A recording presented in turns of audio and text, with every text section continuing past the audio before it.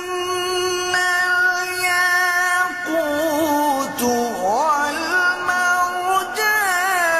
فبأي آلاء ربكما تكذبان هل جزاء الإحسان إلا الإحسان